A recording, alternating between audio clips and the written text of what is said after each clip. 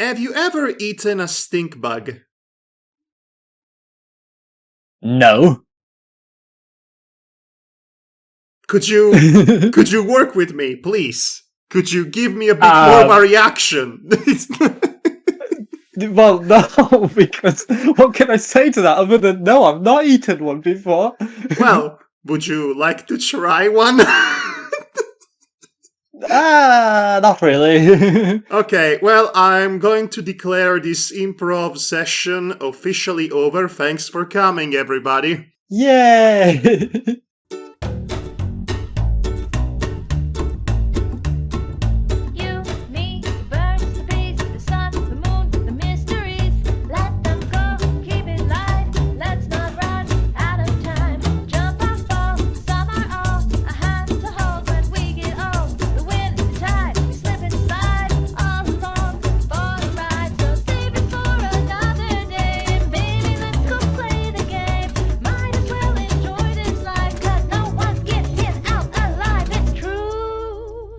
Keep it simple. It's a new year. It's a new episode of the podcast. It is official podcast lore now. That time, Madhog began a podcast talking about eating a stink bug and did not expand on it whatsoever. Good times. This is one for the ages. I'm going to take this and put it into the archive for the future. Our children will be so pleased with us. Who am I kidding? My bloodline dies with me. Speaking of eating... Right, so welcome back, everybody, to the MADPlay podcast, which is to say the me, Madhog, and him, Devar, play podcast.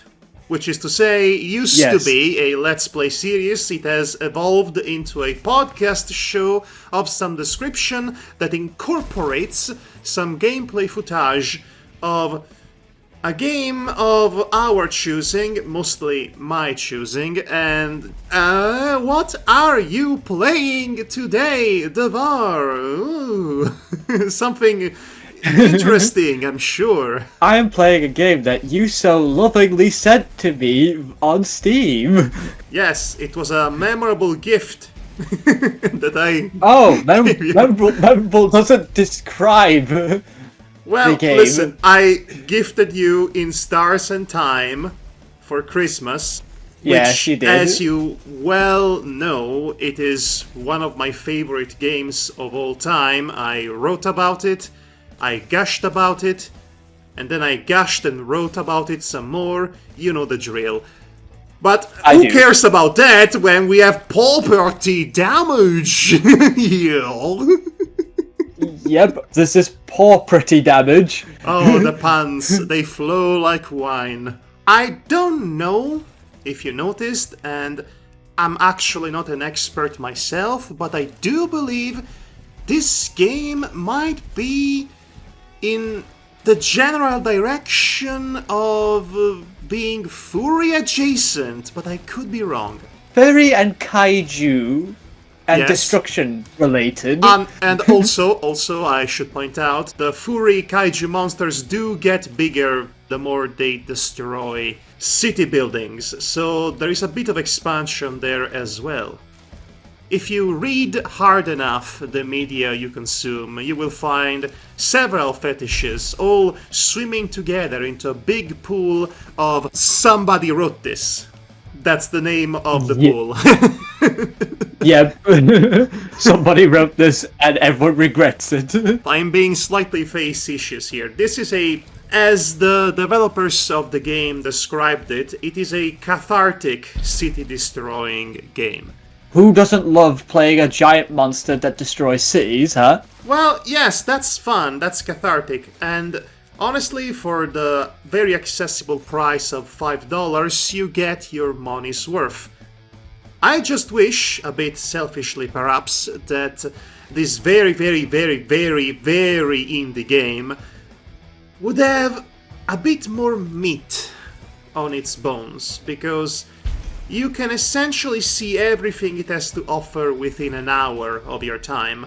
There are a bunch of is- characters that you can select. They all seem to be somebody's persona, by the looks of it, which wouldn't surprise me. These characters do not have unique movesets, they all control the same. All you do is walk around, blow up a building, eat cars to regain stamina, because blowing up buildings consumes stamina. And this goes on up until the time runs out and you have accrued about $400 million in debt. Or it can go on until you raze the entire city to the ground if there is no time limit. Now, there are mods to this game that you can download right now, one of which it lets you play as Wile E. Coyote. As you destroy the city. So we have sufficiently discussed the Pawperty damage, right? I believe there isn't much that we need to add to this game. Oh, no. Nothing much to add, other than you could go around stomping around the city as Midna if you really want to. Just saying that. Wait, hold on a second. There is a Midna mode? Yeah, there's a Midna mod. There's also a mod for Sam and Max. There's also a mod for Klonoa. Okay, podcast is over. I have to go download several mods. I'll be back in a couple of hours. Bye. A few moments later. I thought I was done with this game. I did not know there were already this many mods. I thought the only interesting one was Wile E. Coyote. Now you're telling me Sam and Max? Klonoa? Yeah, Klonoa. Devar, you have made my week. So just so you people know that mods are a thing on this game, and and there's a bit more characters that you could probably play as right now. So who knows, more could be added later.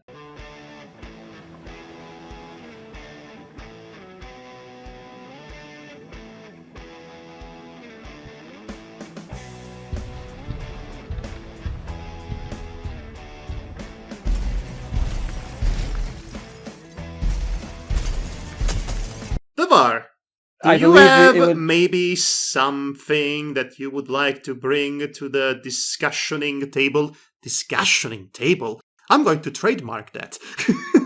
Do you have something? So yes, I have been playing one specific game while my brother Danton has been playing the other game that I've mentioned to you. But now, I have watched him.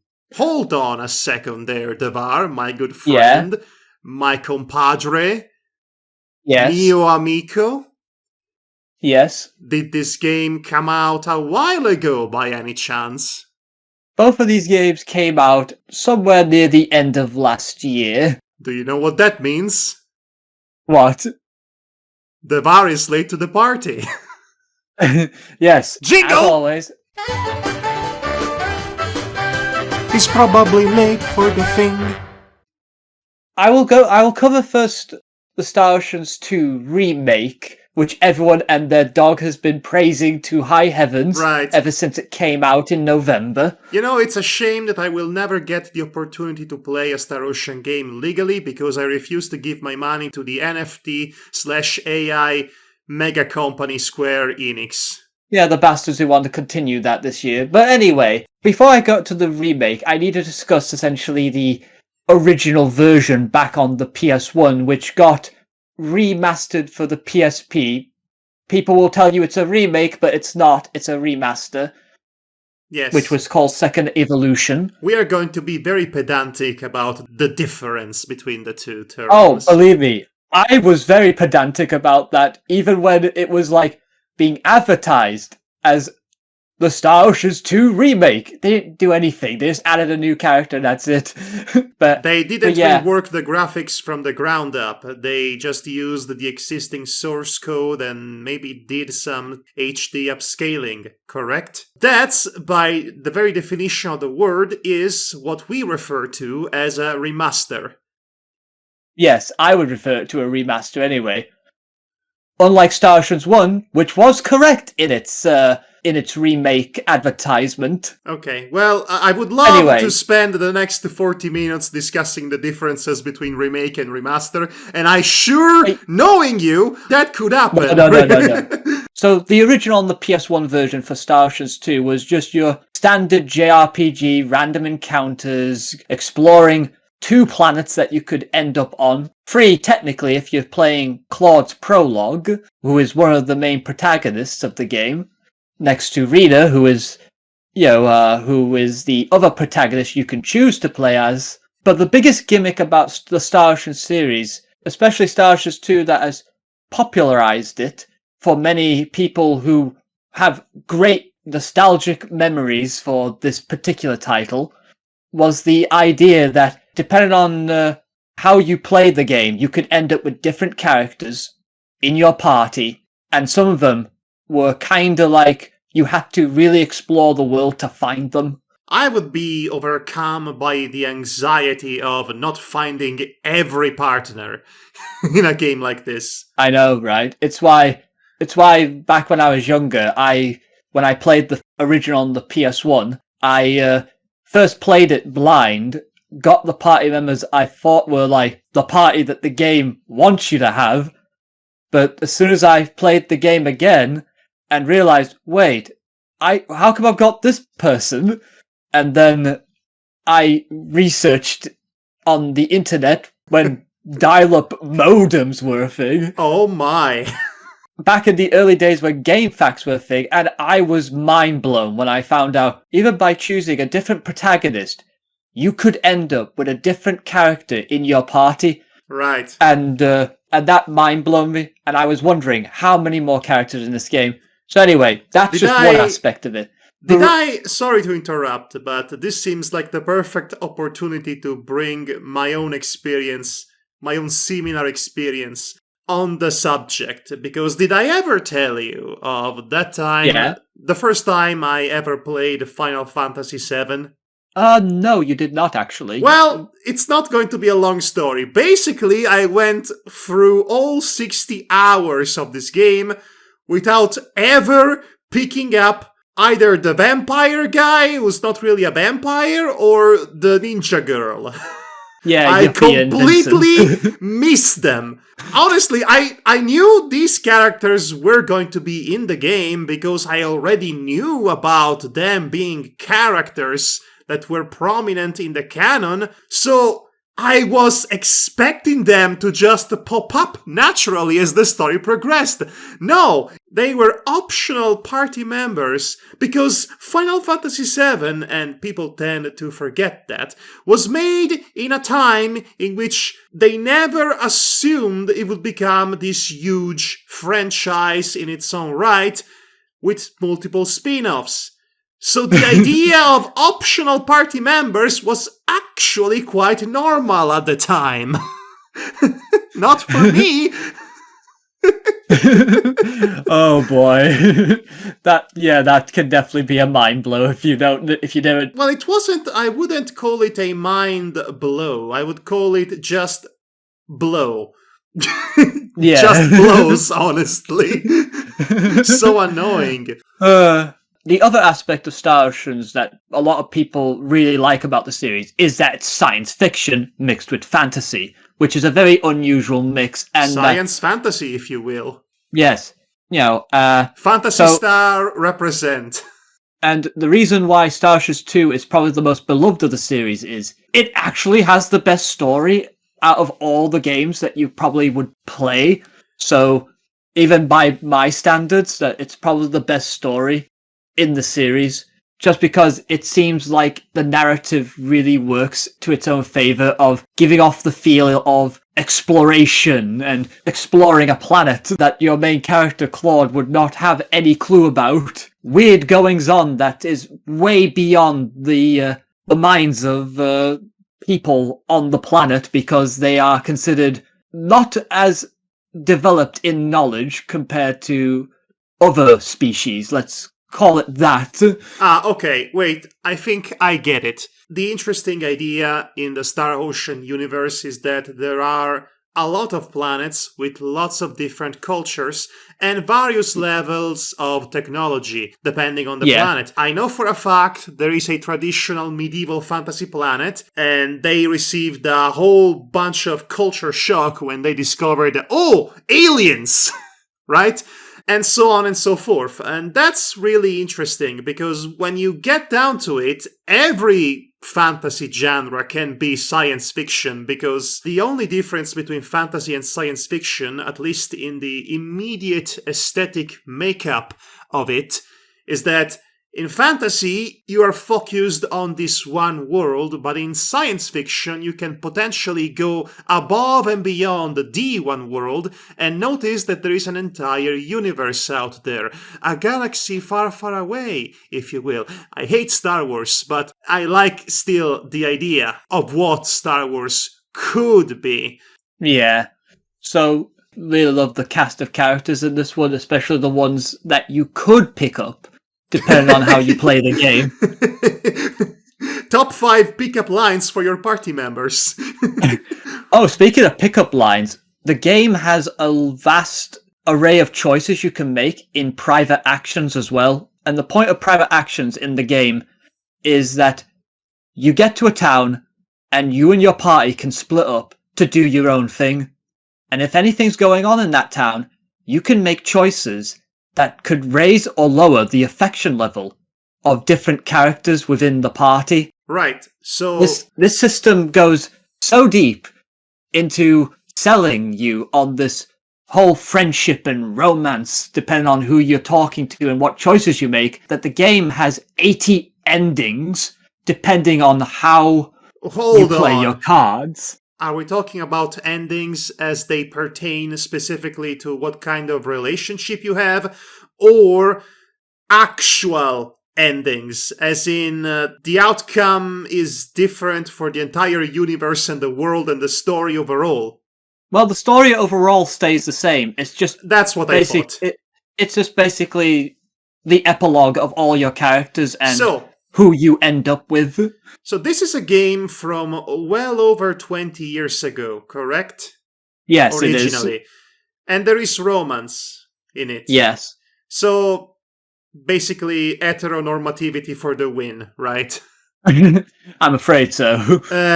Yes, I'm afraid it comes from that time, and I don't think the remake has even touched that. I don't think they would change anything. They would not have any reason to do so. And in fairness, I wouldn't trust the modern-day Square Enix to do meaningful changes to their more successful and well-written games from the past. After all, I wouldn't want Nomura to put his greasy hands on it and have 5-6 versions of the main villain running around at any point in time. Oh no, this guy just got Norted! Can you believe? Oh my gosh. Yeah. You know, Kingdom Hearts is 20 years old. Now that I am putting this realization into perspective, wow. It's crazy, right? Well, no, It's actually very normal, but let's say it's crazy. Oh, I feel so old, you guys. I'm basically an old man. Put me down with a shotgun behind the cabin or something. Clearly, I'm too old to live. Okay, I'm done. So anyway, the Star Ocean 2 remake that came out as of last year in November, it has changed a lot of the game from the ground up. It's kept the story most of the same, except they have made certain scenes interactable when they were cutscenes in the original. FMV-style cutscenes, I should stress. They made a lot of changes. Sure, the story's the same, and cutscenes are interactable this time. So there is some changes here and there to make the plot feel more natural and more like you're actually... organic and you're a part of it. Immerse you a bit better into it. All the private actions are still here. There's some additions here, but they're not voice acted and they're pretty just extra things here and there. But the biggest improvements have been, was it quality of life changes? Oh yes, quality of life changes. Yes, those are necessary. So they made some quality of life changes, as in quality of life features. Yes, quality of life features like there's no such thing as random encounters anymore. You can actually see them on both the world map and in dungeons. That is always a good thing for this kind of sprawling RPG. The enemies you see are also colored differently depending on if you are lower level, higher level than them, or even if there's an evenly matched. I do like me some Xenoblade Chronicles. I do like the idea of running around in the world, minding my own business, and accidentally coming across a level 83 giant gorilla that pummels me in a second. Oh yeah, that was great. That was great stuff. Anyway, you can actually choose to go into a fight or not by just avoiding the enemy. Just politely walk around. But the biggest change, it has to be that they redid the graphics from the original, which was pre-rendered 2D screens, to give the depth of 3D, and made it into a fully HD 3D high-detailed model remake, style, with the backgrounds. The world map has been changed completely, so that means while the place looks familiar, there are certain areas in the game that has been placed differently or has been completely remodeled. Even if you're a veteran who has combed the original multiple times, there's some neat surprises that make total sense to the overall package. So what you're saying is that this is how you do a good remake, right?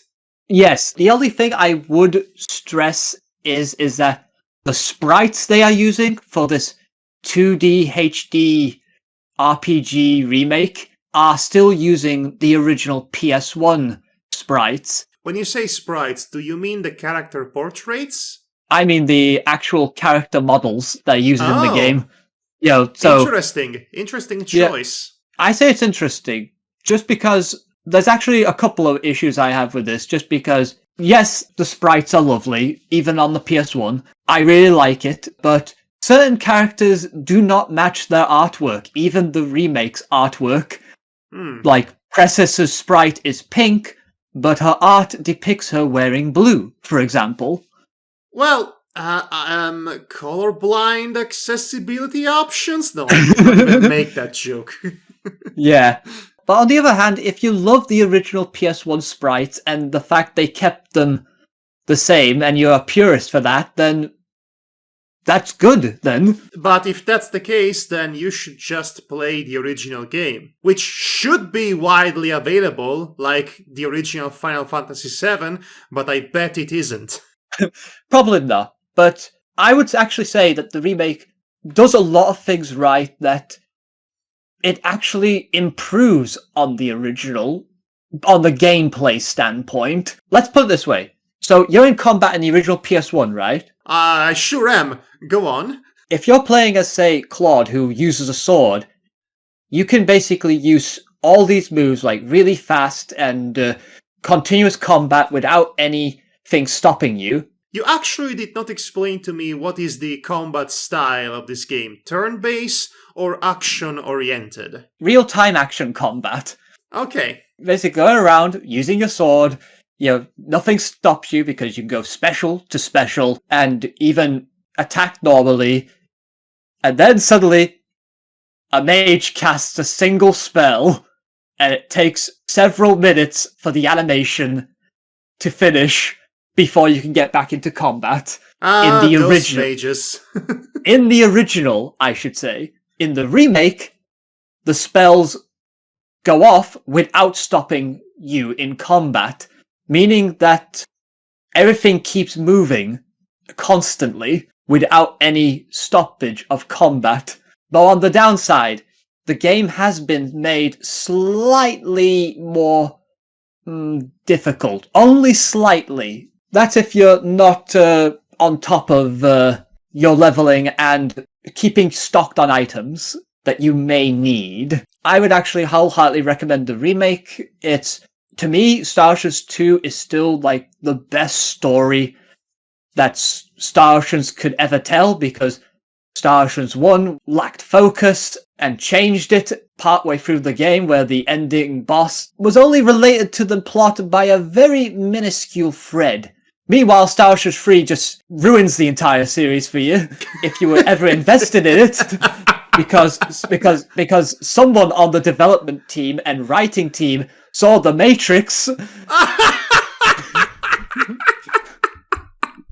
They saw The Matrix and thought, hot topic aesthetic, give me!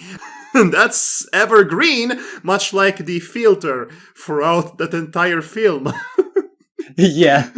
Okay, well, I would love to talk about what I don't like about The Matrix, but what I do respect about The Matrix with you for the next couple of hours, given the chance. Yeah, but we do not have time for that. We do not have the time to talk about the inarguably the most prominent trans allegory there is. Yeah. But yeah, like I said, Star Wars 2, still the best of the series. Would highly recommend both the original and the remake. Just because, I think they're both really good games, and the remake only improves on everything that they do right in the original, but make it that much more refined. Refined. Yes, refined. That's the word. Which is sadly more than I could say for Sonic Superstars. Oh, okay. Well, I knew this was coming somehow. I felt it in my gut. I should have learned my lesson with Sonic a decade ago.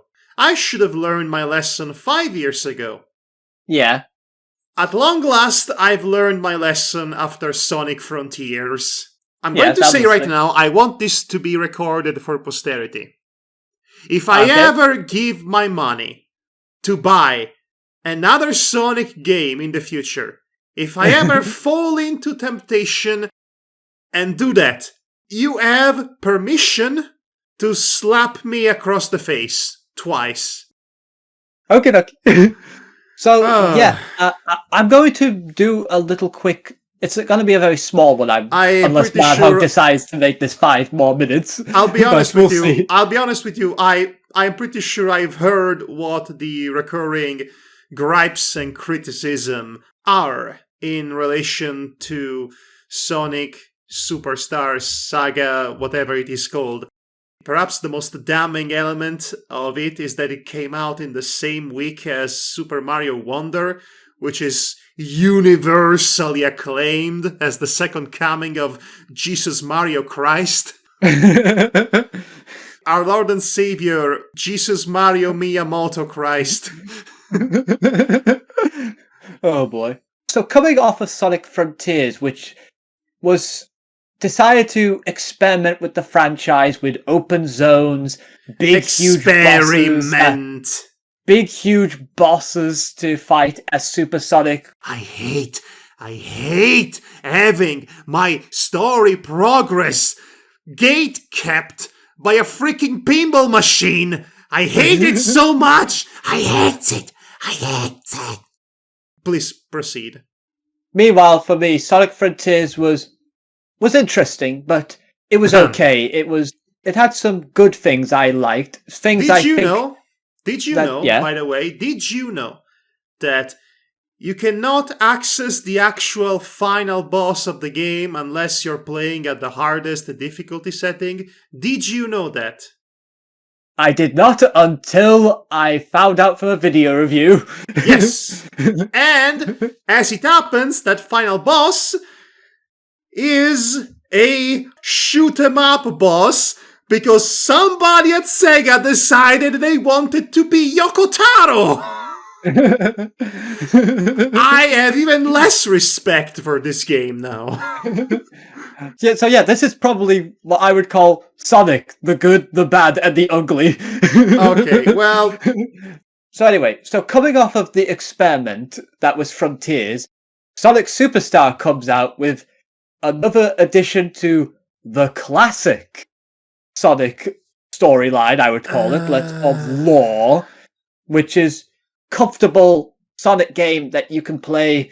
There's nothing remarkable about it other than a couple of neat ideas of stages, and in fact you can play as 4 different characters with one extra unlockable character who I will not spoil because I already know who that character is, so you may spoil away. Besides, the game has come out several months ago. By this time, everybody's aware. Her name is Trip the Sun Gazer. Yeah, sure, and her super transformation is an actual dragon. But yeah, it's just a comfortable Sonic game that you can just play, and it's alright. And there's nothing really special about it. familiar, fun time that you can have with it. Hold on a minute. Hold on a minute. So Trip is a dragon, right? I believe a Snapdragon or something like that. I cannot believe they are ripping off Freedom Planet. Sega, get one original idea out of this franchise. I dare you. I don't think Sega or Sonic Team will ever do better than the murder of Sonic the Hedgehog, which was entirely concocted by the Sonic social media team. They can do a better job in telling a story than them. Or if you're one of those sort of people, the IDW comics that is still currently going on. Well, yes, is but also a good time. I mean, sure, those might be good, but nothing beats free, now does it? I came across only one glitch that soft locked me at one point because I ended up. There has to be at least one. In the computer stage, which has the gimmick of changing your character into pixels, even change your form to a different animal in pixel form, depending on where you go through in the stage. At one point, I dropped on top of a platform that was invisible because the door was considered a platform that locked off an area, and somehow I was able to push my way into the crevice of that door, and then I was trapped in this little alcove that was blocked off by 2 locked doors on each side. I love when that happens. I should probably stress they did one experiment in the game, though. You could just play the game without even using the system, which is essentially every Chaos Emerald you pick up along the way, you get a new power. Each power is different. Like, you could see invisible platforms and rings through illusion. Another one, you can grow a plant that takes you up higher. You could create clones of yourself which fill the screen and hit the enemies on screen. That almost sounds fun. But it's funny though, because I play through this game and I haven't used it all that much because I'm kind of still treating it like it's a normal Sonic game. And I keep forgetting the powers even exist. Right, yes. I don't trust a Sonic game to not just take everything away at a moment's notice. I remember the final stage in Sonic 2. I remember the final egg zone. No rings! For what reason did I even bother collecting the Chaos Emeralds? There was also one stage in Sonic Superstars where, before the final boss of the game, at first you're going through the stage like normal in Act 1, but then Eggman does something with a machine, and then you quickly realize the timer that you had gone up to 10 minutes is going down now, counting down, and you have to go back through the stage you just went through in reverse. Hey, wait a minute, why are you ripping off Wario Land now? And that's not the only thing that gets reversed. Other than the timer, everything that was destroyed in the area, like debris that fell, it goes back up. My god. So it's chaos. I thought that was an interesting idea as well, and move on to your day like normal because it doesn't move do on anything with your else. life because this does not really stick with you in any meaningful way, now does it? Oh, that's cool. Yes, I wouldn't want to do it a second time. So yeah, that's all I can say about it. Familiar but comfortable. Comfortably mediocre, am I right?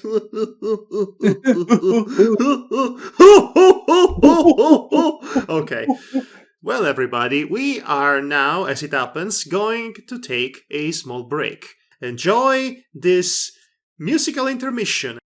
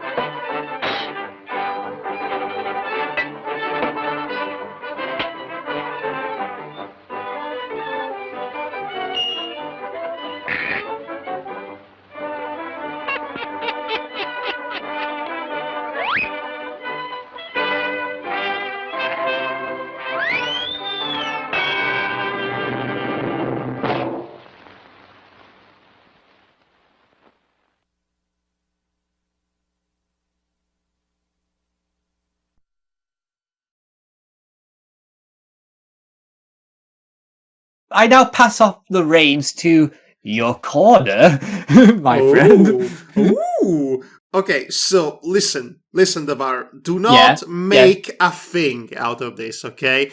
I know What that am I on the making a thing out of?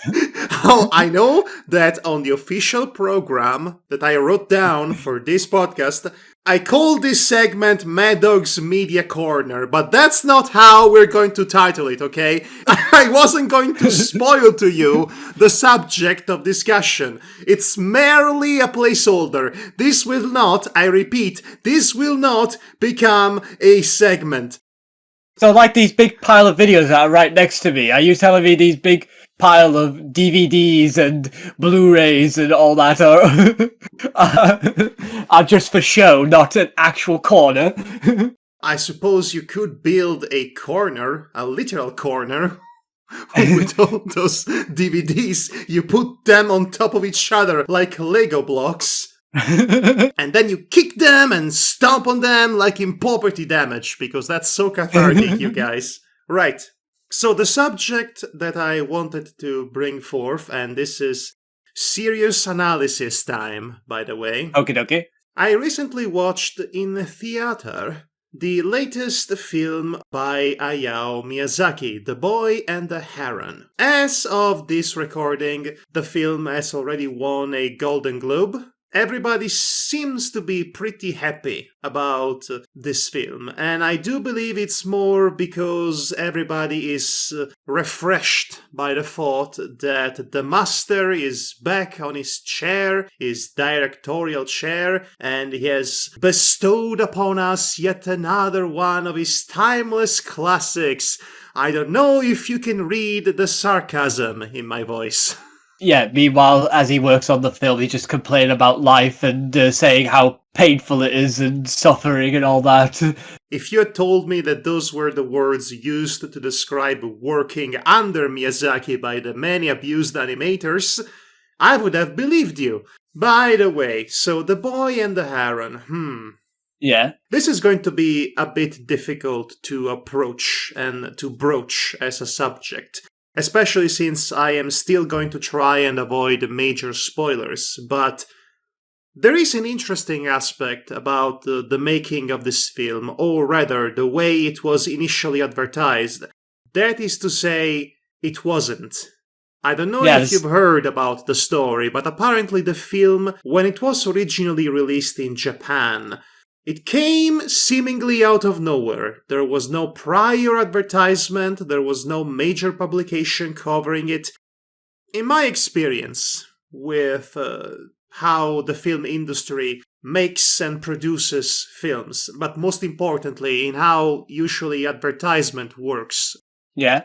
Dropping a film onto theaters with very minimum or totally absent advertisement, as it was the case, is not a good sign, because it usually amounts to a studio, a company, thinking very little of the final product, thinking that it will flop, it will fail, so it gets unceremoniously dumped onto theaters with very little fanfare. It is essentially sent to the gallows. Disney does that on the regular.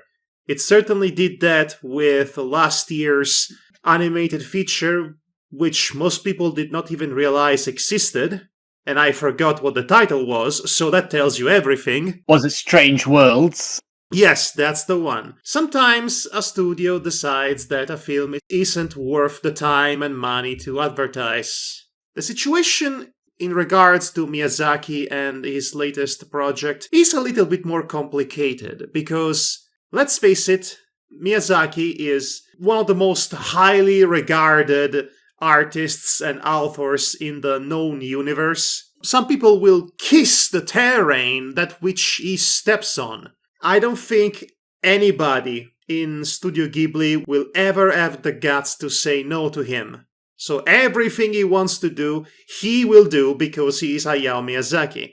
And I definitely feel that The Boy and the Heron might have been the end result of that mindset, because upon watching it, I realized why the advertisement for it was lackluster, because I would not know how or where to start in marketing this film to the public.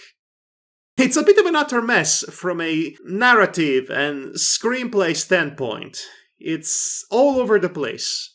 It has at least 3 films worth of ideas, all of them swirling together into an amalgamation of a film that somehow, some way, manages to be 2 hours long with very little in terms of substance. Now, hold on a minute. This is still a Miyazaki film, which means it's going to have capital T themes in it.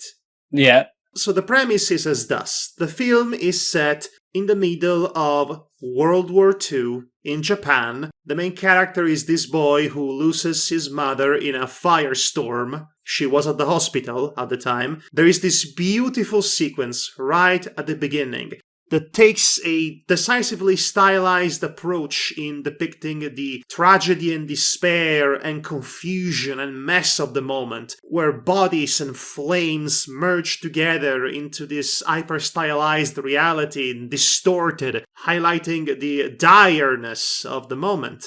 That, in my opinion, is the best sequence in the entire film, but that literally happens within the first few seconds. So if you ask me, the film peaked at about the first minute mark. In an hypothetical world where this film had a bit more focus, had a bit more cohesive storytelling, was a little more grounded, in that ideal world, we would have had a beautiful, poetic, sad meditation on grief, loss, trauma, and also trying to move on and live your life through the trauma. And I do believe that that first half of The Boy and the Heron does a good job in portraying this kid in between 11 and 13 years old, essentially going through the motions with his feelings all bottled up, which isn't healthy, and then he acts out later on. And the Heron could have been read as a metaphorical representation of his own issues that he is dealing with. This entire first half of the film is about that specific thematic exploration, which is subtle and nuanced, and there is a conflict, an actual conflict between him and the magical heron creature, which of course it is more than it appears to be. And that's great, that's fascinating. That's only the first half of it, and then there is the second half, which is where the film slowly but decisively goes off the rails. It leaves the realm of magical realism and goes full-on fantasy in a way that I feel ruins the entire enterprise. Oh dear. Definitely, there is a subtext here that's about imperialism and fascism. The trauma of the boy can be read as parallel with the ongoing trauma of a nation, which pretty much happened because of the rise of fascism. A very relevant topic, because we are experiencing something like that nowadays, and there is definitely a prominent metaphor for fascism within this film, and also Miyazaki directed Porco Rosso, which is the best film about it, in my opinion. So there is obviously something here that calls back to his entire legacy as a director and as a visionary. And I appreciate that. The animation is gorgeous, just as much as you would expect it to be, and it is refreshing to see one of his films again in cinemas. It has been a long time ago. Unfortunately, his best work is more than 20 years old by this point. And I am speculating, but once again, I don't think anybody had the guts to say no to him, to say, no, maybe this script is a bit overwrought, maybe there isn't a real cohesion between scenes, and even though this film has themes, with a capital T, it lacks the narrative structure to properly see these themes through. The emotional through line is basically absent because there are so many moments in which the main character suddenly jumps to conclusions about the plot without him really having been provided with the tools or the necessary emotional growth to get there. He gets there because he has to, because there is a runtime here, you see. In fact, this is a recurring issue with the film, in that the way it handles providing visual or otherwise narrative information to the audience is lackluster at best, if not entirely absent. There are several elements, important narrative elements, that would have a payoff in the third act, or I guess the fifth act, but for some reason these important elements of the plot were either not established at all, or, as it is more often the case, they were established so quickly and so dismissively by a literal one single line of dialogue that I completely forgot they were a thing that's important. In fact, several other elements are sort of missing. There is an entire narrative that's left under the existing narrative, that's left to the imagination and interpretation, but it is clearly not designed to work as such. In fact, I almost wish that Miyazaki made an entirely abstract, metaphorical film that is entirely open to interpretation, because the approach to storytelling and to theming in this film is somehow simultaneously overwrought and undercooked. It will explain important elements with one dismissive sentence and then move on as if it wasn't really important, and sometimes it doesn't explain it all, because it wants you to interpret it, but then it explains it anyway in the worst possible way. It is a thoroughly mixed bag in that sense. I cannot help but use the analogy for when you explain this is the person made too much cake mixture and tried to bake it all in one go, but it hasn't cooked properly and it's still wet on the inside, but hey, the outside is cooked enough. You just put some icing on it. No one will notice. Like I said, this film had way too many ideas, and somehow it couldn't fit them all in 2 hours, which, again, I remind you, this film is 2 hours long, in case I didn't tell you before. Once again, the ideas are good. The themes it wants to tackle are interesting. Unfortunately, the screenplay is not good. When it comes to the very basic notion of having this character moving from point A to point B to C, D, E, etc., that's where the entire ship collapses, so to speak. It lacks cohesion, it lacks coherence, but really the most damning element of it is that at the end of the day, I did not care at all about the characters. And that's the worst thing you can say about a Miyazaki film. Usually, Miyazaki, in his heyday at least, was very good in writing nuanced characters with very understandable backstories and motivations that you want to see win. We all love the Porco Rosso. We all love Kiki from Kiki's Delivery Service. Those are characters that we have attached ourselves to because they have something going on for themselves, they are clearly defined, and they come across as real people you would love to be friends with.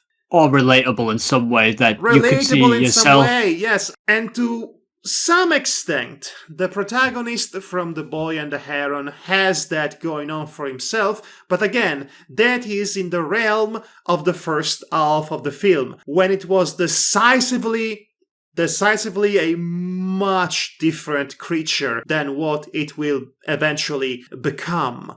I just did not care about him, and I did not care about the Heron, and I did not care about any of the characters. To me, at least, they read like basic archetypes, basic Miyazaki archetypes that lack the depth.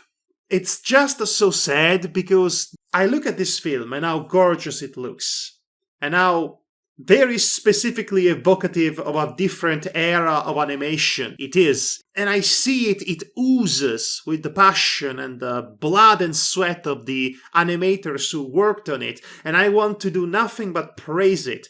the beautiful hand-drawn backgrounds that are evocative of classic Japanese countrysides, or even Van Gogh paintings, or even the Kiriko paintings in the latter half of the film. There is a lot of artistry and craftsmanship, basically everything you love to see, the spectacle in a Miyazaki film, it is there. But there isn't much in terms of substance beyond the spectacle, because the script is a mess and the characters are bidimensional at best. I did not care for any of it, and I left the theater feeling a bit indifferent, all things told. I was waiting for it to end, sadly.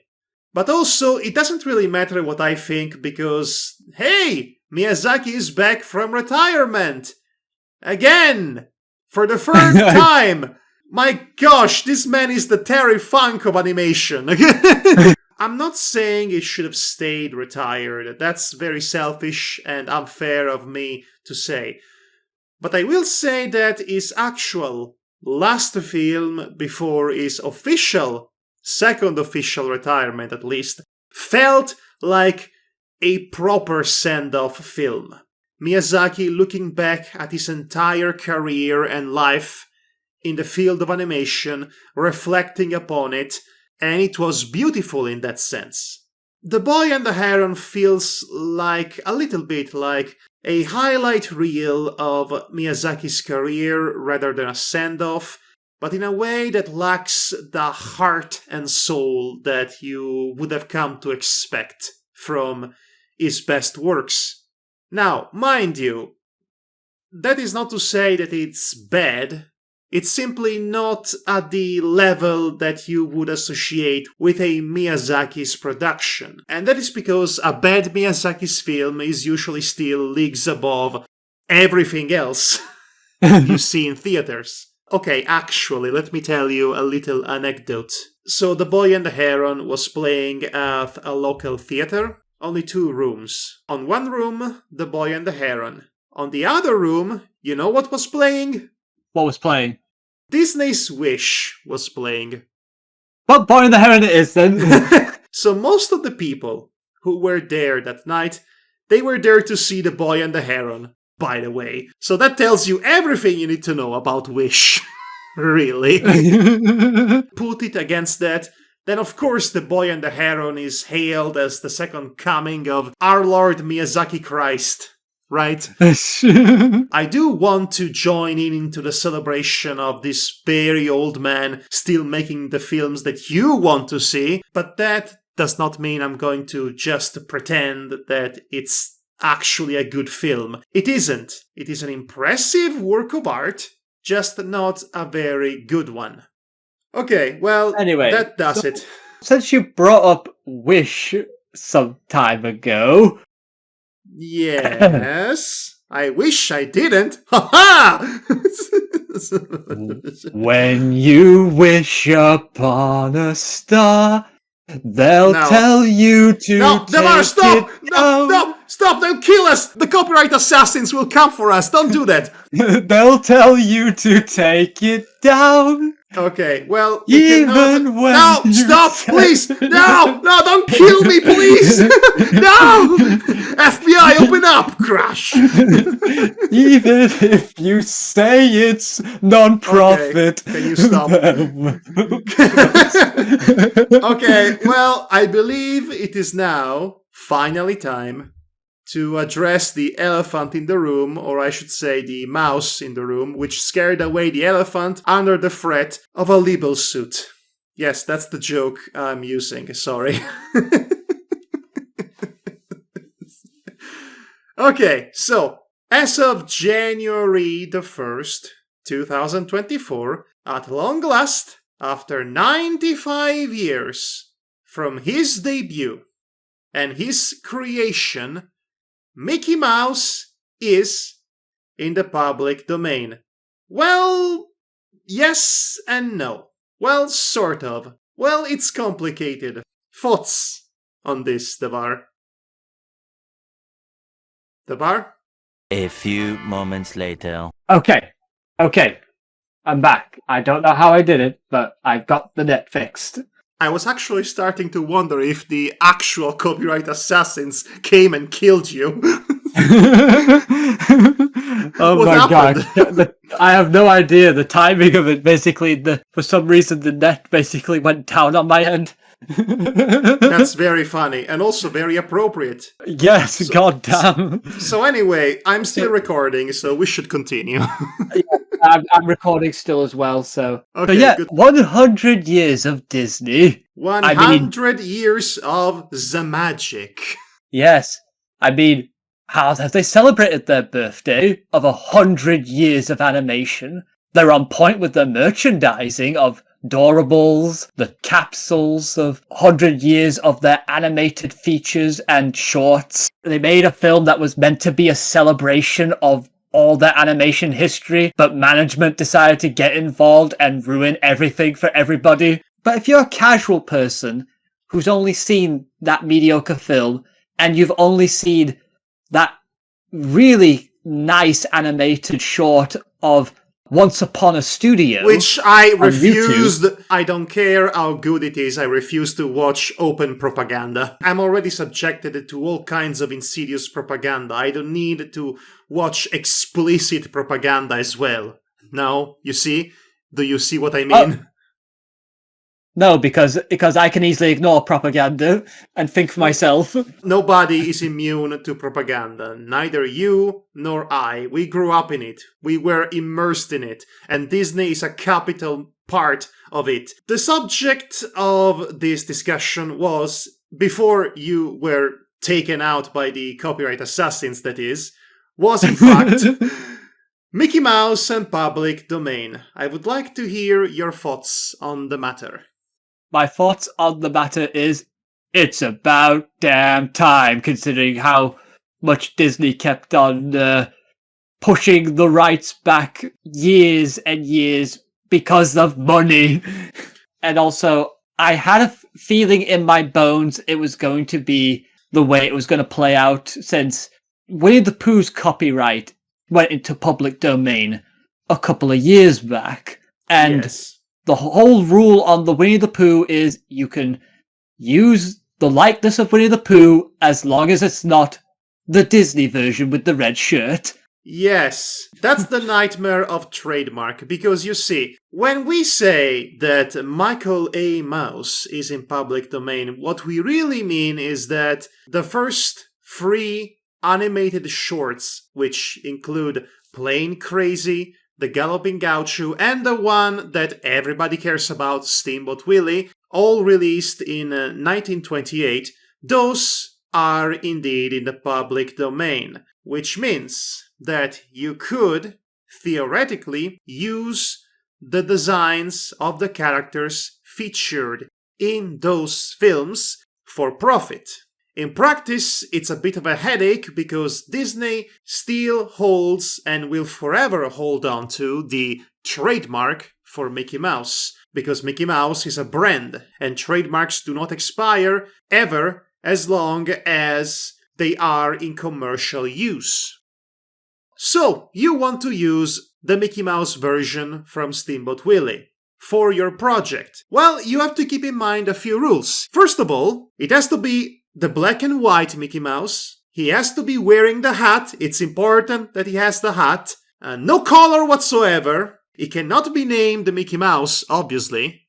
You cannot use Mickey and Mouse in the same sentence, essentially. Not even close to each other. Be very afraid of the consequences otherwise. But the most insidious and most complicated aspect to keep in mind here, when you use the character of Steamboat Mickey, let's call him like that, you have to make sure that it is as distant as possible from being identified as a Disney property. And that's very difficult to do because Mickey Mouse is a literal synonym for Disney.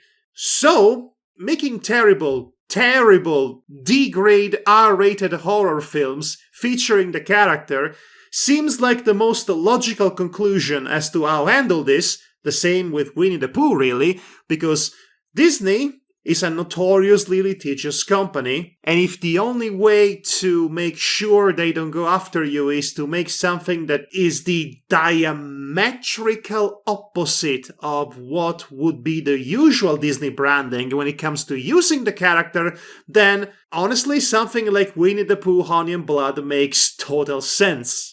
In that context. Terrible and cheap a cash grab it may be. And on that note, on the very first day in which the copyright had finally elapsed for Steamboat Willie, they announced 2 horror films and 1 video game featuring the character, because of course they did. Not wasting any time. And I don't really even blame them. That is the safest bet as to how to use the character while avoiding troubles, because even if Disney wants to go after them, they would have so little grounds. But let me remind you that Disney is the kind of company that would sue a daycare hospital for having a Disney brand character feature on the wall.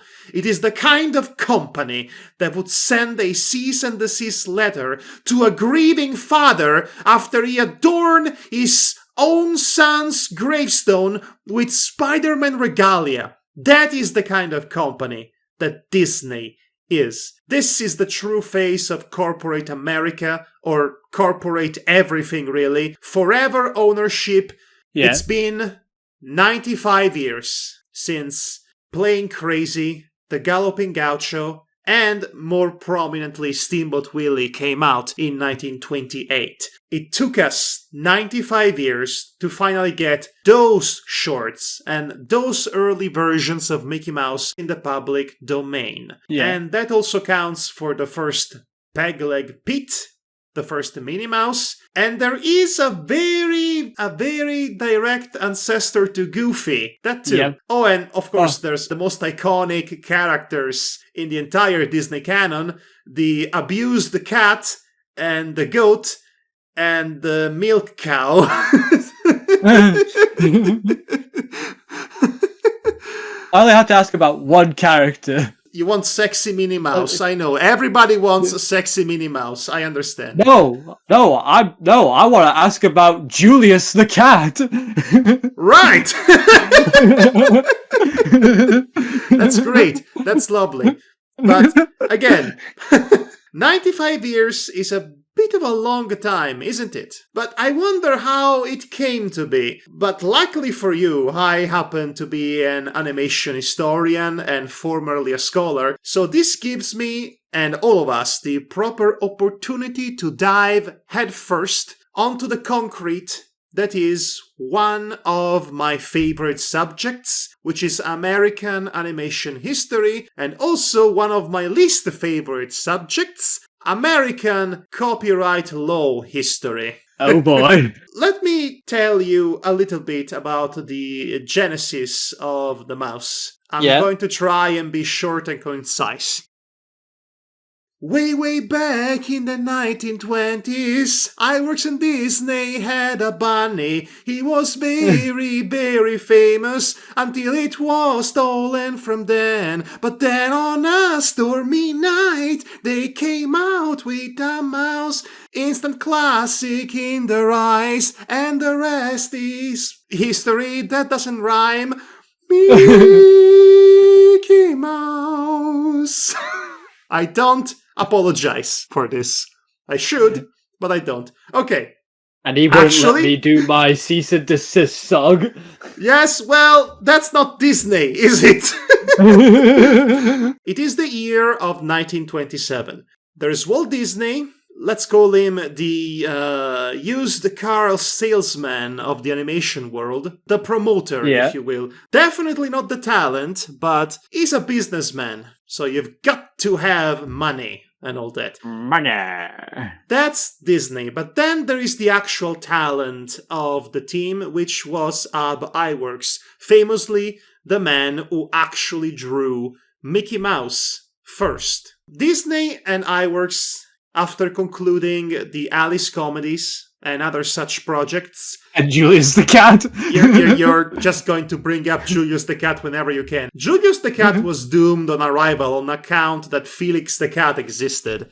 They needed Oh, something yes. new. Here comes their new creation, the very popular, for at least 1 year, the very popular character of Oswald the Lucky Rabbit, which they created when they were working under producer Charles Mintz on the behest of Universal Pictures. The story goes, briefly, the character was basically stolen from them by Mintz, and Disney's employees basically turned their back on him and went to work under Charles Mintz and his newfound animation studio. A couple of those animators would go on to make a certain pioneering Looney Tunes character by the name of Bosco, which was very racist, let's not mince words, but it is part of history, we cannot ignore it.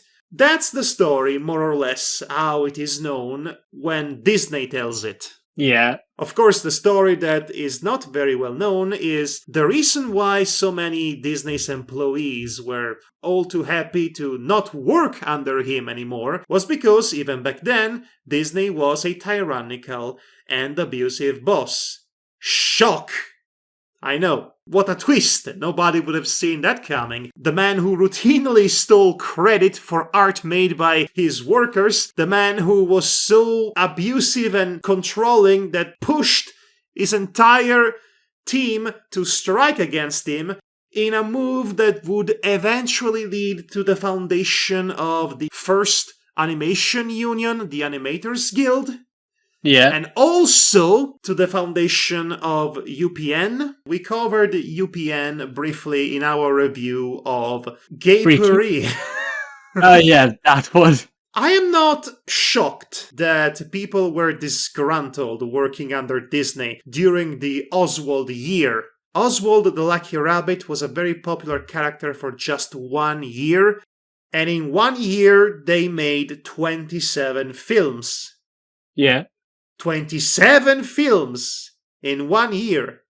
You have to assume there was some abusive employer-employee relationship in there. You know how the story goes after that. Oswald is owned by Universal, and it would basically go the way of the dinosaurs in many ways, unfortunately, which makes me sad. Mickey Mouse, created by Disney and iWorks, mostly iWorks, really, would go on to become a megastar that changed the history of animation forever and ever and ever. Now, let's talk about how the mouse influenced the history of American copyright laws. I need to preface this by being pedantic about a very specific element, because it's me we're talking about. I have to be pedantic. I wanted to brush off a little bit on my knowledge of American copyright laws, a subject that a few years ago I never imagined I would be covering, but we all live under the thumbprint of American corporations one way or the other, and they own everything, so we have to be aware when and how things will ever not be owned by them. You know, as a matter of principle. Regardless, I looked up a few recent articles that were also covering the subject of Mickey Mouse and its relationship with corporate ownership and all of the jolly old stuff. And one thing that really annoyed me is that they all consistently frame Steamboat Willie as the first ever Mickey Mouse cartoon, and that is utterly freaking wrong. Yeah, it is. It's wrong. Plain Crazy was his actual debut. There's also the Galloping Gaucho, which is there. It exists. No, but Steamboat Willie is the one that everybody remembers because it was the first synchronized sound cartoon. Well, except not really. That's another lie that Disney would like you to believe. In reality, the accolade of the very first sound synchronization cartoon would go to Van Buren, which is, wouldn't you know it, a studio that Disney eventually muscled out of existence. Right. Oh, Now, Disney. okay, listen. In fairness, Steamboat Willie is the first synchronized sound cartoon who does it competently, because other examples of it, either by Van Buren or even Fleischer Studios, were not good. They perfected the formula, admittedly, but they were not the ones who invented it. And for that matter, Disney did not invent the multiplane camera. Okay? They stole the patent, but they did not invent it. It's important to know that. That was a German lady who invented it. A Miss Heinegger, to be specific. As you might have noticed, I am very passionate about this. I do. But I know. going back to what I was about to say, I brushed up my history on the subject at hand. So now, what I am going to do to make things much simpler for myself and for you listening to this train wreck of a podcast we are recording, Yeah. I'm going to read to you an excerpt from an article for the magazine Wion, or at least I think that's how it's pronounced. It's WION. This article is titled How Disney Routinely Exerted Influence on the US Copyright Law to Keep Its Greatest Asset, Mickey Mouse. Yeah. The article was written by, and I apologize in advance, Kshiti Mohan Rawat. I am probably butchering the name, and I apologize for it again. Here's the excerpt that I am going to read to you. The first federal copyright law in the US came into existence in 1790. We are still in the times of the Founding Fathers. It's very funny. It is very funny indeed to think that from the very beginning of America as a country, one of their very first priorities was copyright ownership. That's both depressing and hysterical when you think about it. So yes, this is much older than I imagined it would be. 1790. It guaranteed 14 years from the time of recording the title thereof. This was in quotation marks. With a provision for renewal for 14 more years if the author survived. Life expectations back then. Am I right? Yep, life expectancy wasn't that great. The law was about books, maps, and charts, and at the time excluded music and paintings. They would be included in the future, of course. By the time Disney, founded by Walt and Roy O. Disney, the Disney brothers, the brother that nobody remembers really, came into existence in 1923 as Disney Brothers Studio. It later underwent 2 name changes and was called Walt Disney Studio and Walt Disney Productions at different points in time. Yeah. The amendments in the copyright law, the latest was in 1909, allowed 56 years of protection of published works. It is a specific amount of time with no asterisks. For now, that is. This included the initial 28 years and an option to renew for more 28 years. As per this, the article again focuses on Steamboat Willie ignoring Playing Crazy and the Galloping Gaucho, grumble, grumble, mumble, mumble. As per this, Steamboat Willie should have gone out of copyright in 1984, sending the character to the dreaded, by Disney anyway, public domain.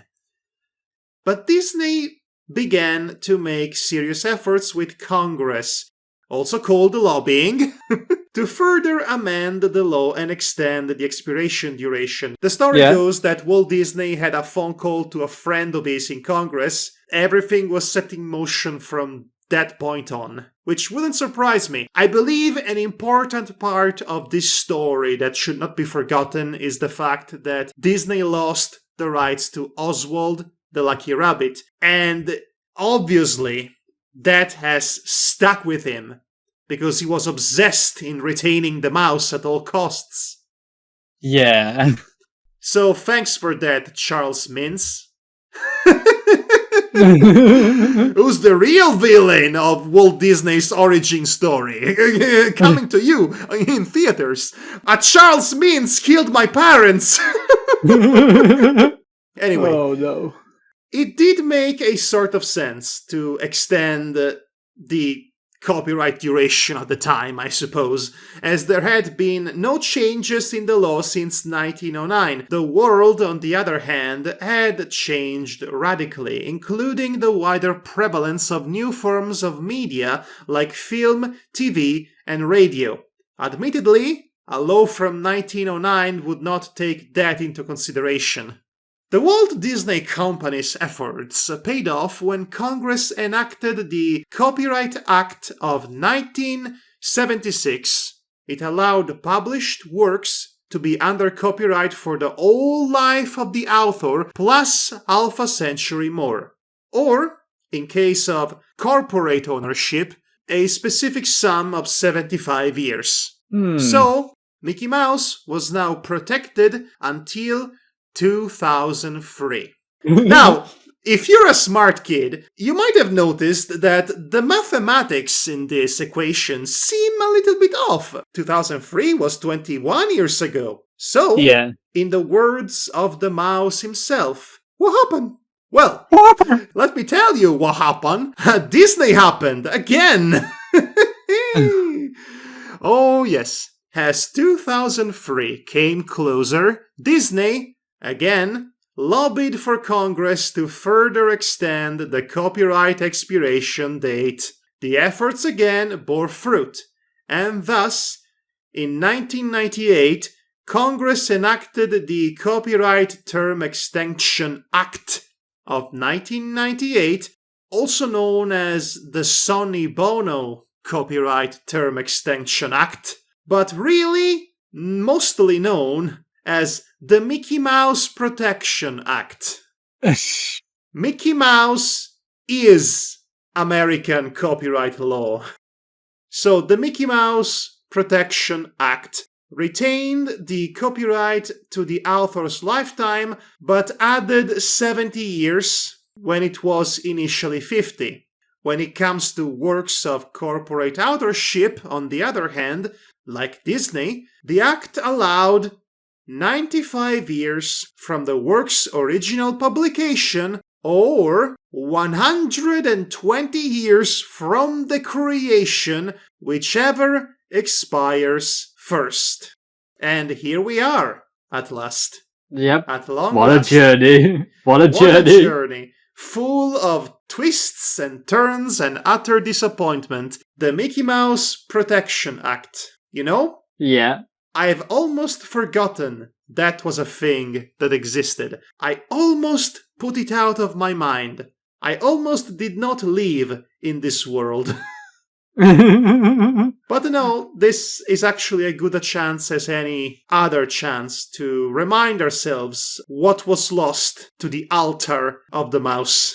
So many works of fiction could have been made if it wasn't for Disney. If copyright laws in America worked nowadays as they worked in 1790, we would have almost nothing. No adaptations of Alice in Wonderland, no adaptations of Charles Dickens, no public domain use of classic lyrical music.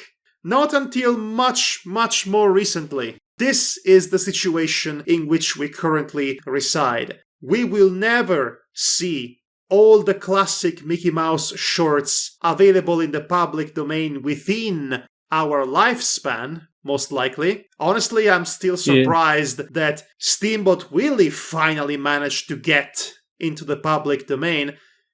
No more protection for that particular version of the mouse. But again, Disney knows how to be the most insidious sod to ever be. There are many ways in which you can stir up trouble and make life harder and more inconvenient for whomever would be planning to use the Steamboat Willie design of Mickey Mouse. Tell me, Devar, you watch Disney animated films on the regular, correct?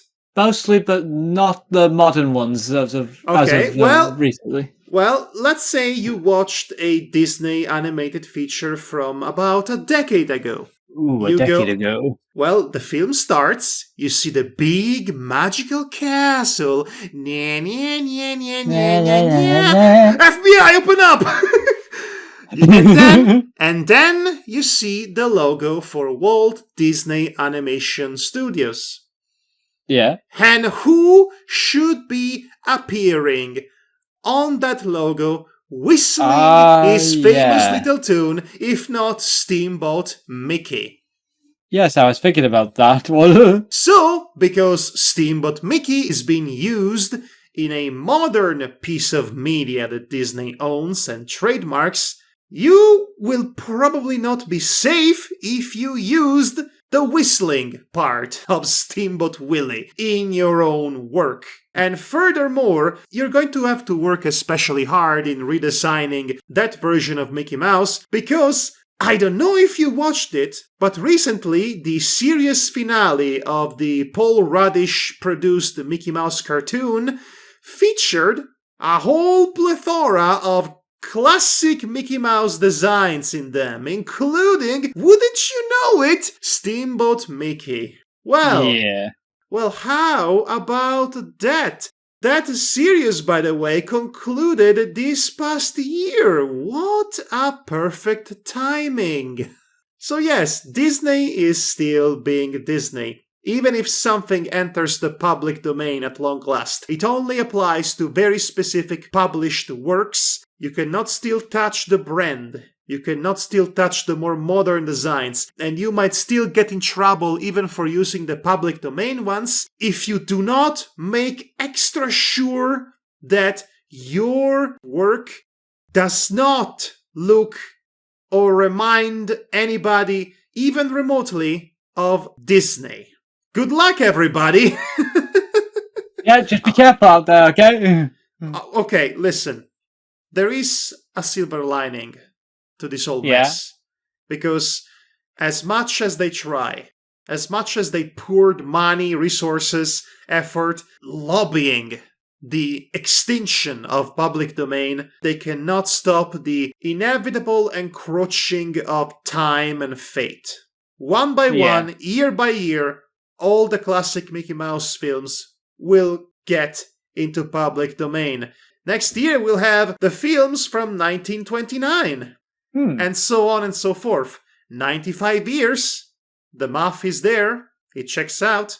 Yeah. And the big one that Disney really cared about, which is to say Steamboat Willie, is already in the public domain. So logically, you would think there is no point in pursuing this any further, but this is still Disney we are talking about. They have no shame and they have no scruples. They will go after literally dying children. But you know, who else is a character that, unbeknownst to almost everybody, has been in the public domain since the 1950s?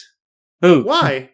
It's our old friend, Oswald the Lucky Rabbit. It's all coming full circle, my friend. All of his classic shorts, all of them, they have been in the public domain since the 1950s.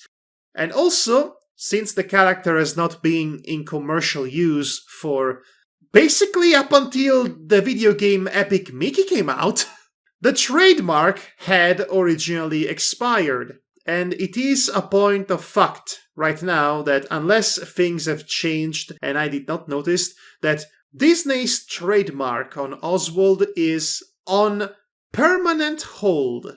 But even if it wasn't on permanent hold, there is nothing stopping you. There is literally nothing stopping you from taking the classic Oswald design from the 1927 shorts and finally put him in a story with Mickey Mouse, which is the story I've been wanting to see since the disappointment that was Epic Mickey.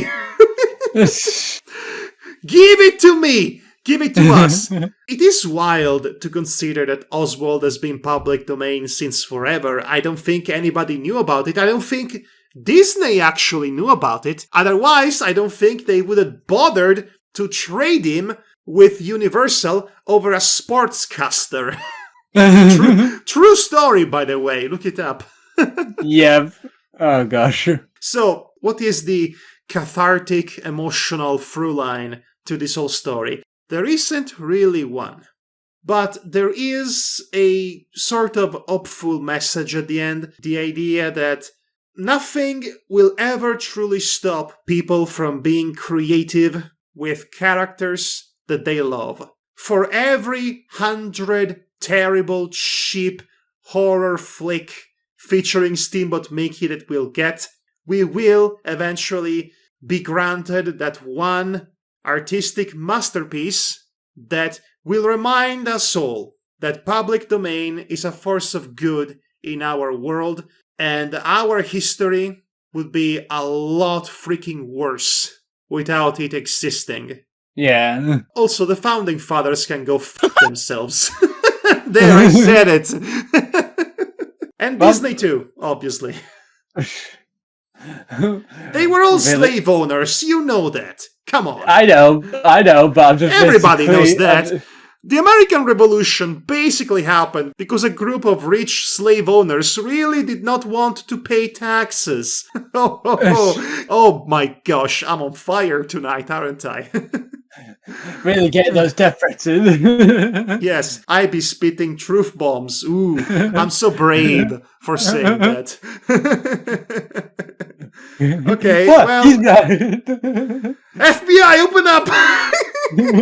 Okay, and on that note, thanks for joining us, everybody. This has been an unusually long edition of our podcast. I will attempt to endeavor myself to do this more often, because it's always daunting, the preparation for it, when it comes to how we're going to be doing it, how wrong things can get, if the copyright assassins will come for Devar's life. You know, a series of anomalies that you cannot account for, possibly. But when the moment actually comes and we do the job, it is always satisfying when we get to sit down and have a proper conversation about topics that we are passionate about. Yeah. And then there is the aftermath, when I realized I have to edit a 2 hours long piece of audio. 2 hours and 30 minutes long piece of audio, actually. A very long piece of audio. You know what, guys? This podcast will be out when it will be out. I don't care if it's not topical anymore. Just be patient. I'm just one guy. Yeah. It will be out when it's ready, dang it. Okay, and with that said, good night, everybody. I have been... Madhog, thy master! Madhog. That's me, Madhog. Yes. Yes. And then this guy over here is... And I've been Devar.